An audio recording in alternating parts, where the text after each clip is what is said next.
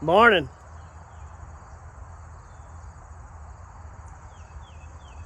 Well, I have these now.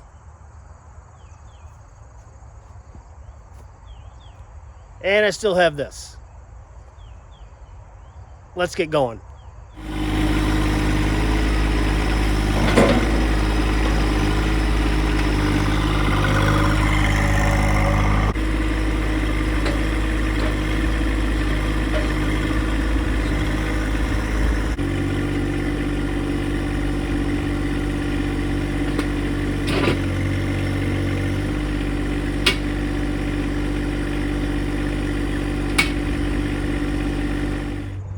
Hey everyone, this is Len from Mercury Man Garage and Outdoors. Well, we're back at it with the big stuff. This is the stuff I got from the neighbor across the road, neighbor Marita, who had a big oak come down. It was one of those split oaks that, two coming up, and it was leaning about a 45-degree angle. And she finally came down. And I've been eyeballing that tree for a while, waiting for it to come down, and she finally did. And she offered it up to me, so here it sits. Residue of the 500i. That thing did a great job cutting these up. Big ones. I haven't measured them yet, but this stuff is big, and it was solid to the core, which surprised me how solid it was all the way down to almost ground level. This piece right here was probably next to the butt log, the stump, I guess you'd say, and that's all the rot that's on there. I can get a lot of good wood out of there, and really surprised me how nice that oak was, solid all the way through. It's gonna be a lot of bundle wood out of this. Let me turn you around and show you what I got. All right, well, let's take a look at the stuff I have here. This is the wood that I got from neighbor Marita across the road from me. And this is red oak. It didn't take very long to cut it up with the 500i. It was just, the problem was hauling it over here with my little John Deere. I could only do one round at a time because these things are big. And I counted them, and there's 23. So 23 trips back and forth over bumpy ground. And it just took time. But the 500i did a great job cutting them up. Still got some poison ivy vines on there, it looks like. So we'll have to be careful of those. But, I mean, this stuff is solid. This was a tree that was like two trees coming out of the ground, side by side. And the one that came down was sitting at about a 45-degree angle. And she finally came down, and I jumped on it. And I thought there was going to be a lot of rot in here, but there's hardly any. I mean, look at these. This is one of the bottom pieces right here. This is probably one that has the most rot, but look at all that good wood down there. I'll show you the rot. That's pretty much it. But the angle of the tree was, and just the weight of it, she finally came down. And good for me, because look at all this wood I got. But bad for me, that's what I got to split it with.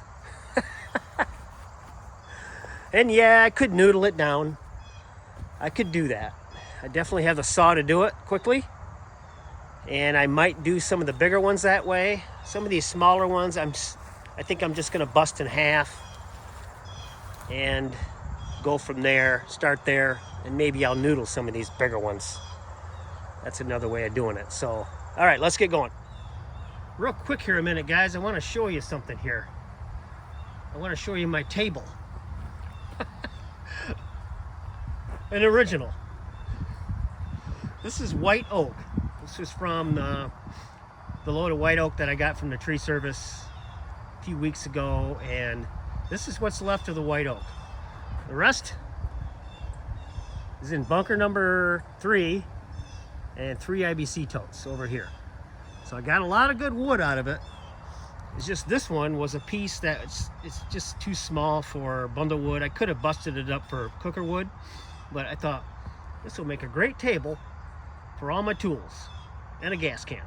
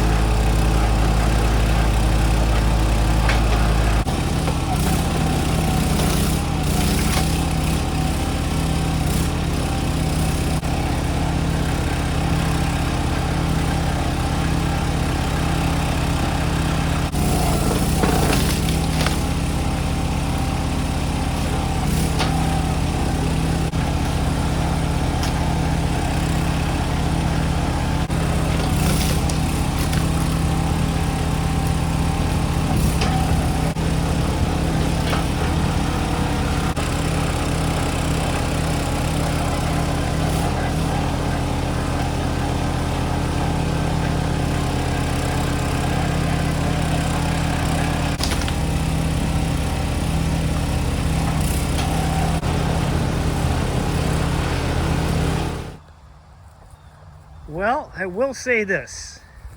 That wasn't great, but it also wasn't horrible. They actually split pretty decent once I had the nice straight grain ones. It's the ones that had some nubs and some knots, like that one there. She didn't want to split very well. These just kind of was one and done. I just had to rip them apart a little bit. These are not going to be able to be ripped. I'll have to do something else with those, but how about we switch it up a little bit?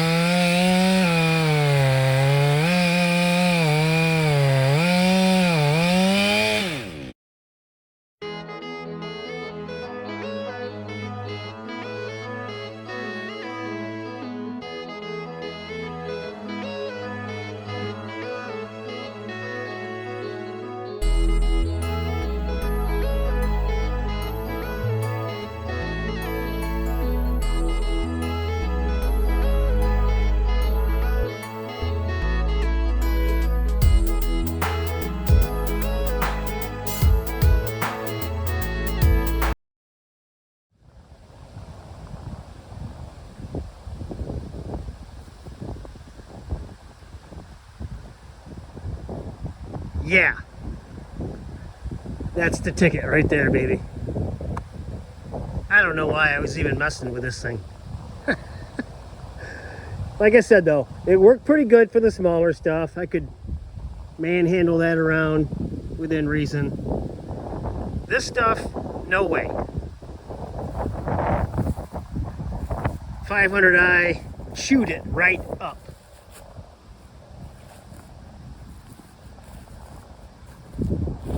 Look at that. Maybe 15 minutes. Maybe. Probably less.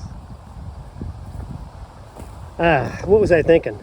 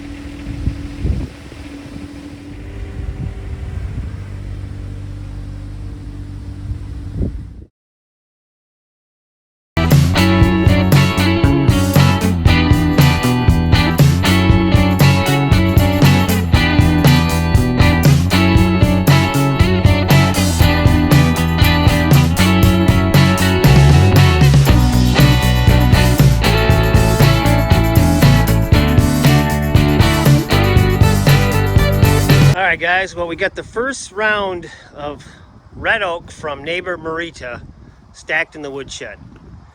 And let me get a little closer here. Well, this back here is white oak, and up to here is white oak. So all of this and all of this was the first round of red oak from neighbor Marita. Cut, split, and stacked for the 2-year dry time. That's what I'm guessing it's going to take. It's probably 2 years. This stuff is really wet and green, and these small pieces weigh up. I mean, there's some weight in those things yet, so it's going to take a while. But from here over, this is my maple. All of this is maple in this bunker. And in that one over there was a mix of oak, walnut, mulberry, and locust. And that should be ready next year. But this is going to be a 2-year dry cycle. And what we got left, you can see out there, are the big boys that I noodled up. And we're going to split those up. Probably won't film all of that. I think I'm going to end this video right here. It's pretty much repetitive what I'll be doing next, but I think you guys got a taste of what I'm doing and what I got here. But loving the woodshed. Really am liking this woodshed. It's working out great. And we're probably going to have to do another bunker here. That's going to leave me with one bay for equipment storage. But that's okay. We will work with that. All right, guys, that's going to do it. Another good couple of days of cutting, splitting, and stacking. All in there.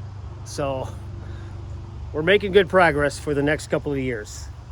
And as you can see, Mount Hickory is still standing. Still there. So anyway, guys, that's going to do it. Hopefully you enjoyed this. Please give me a like. Please subscribe. Leave a comment. And remember, find your thing. All right, have a good one.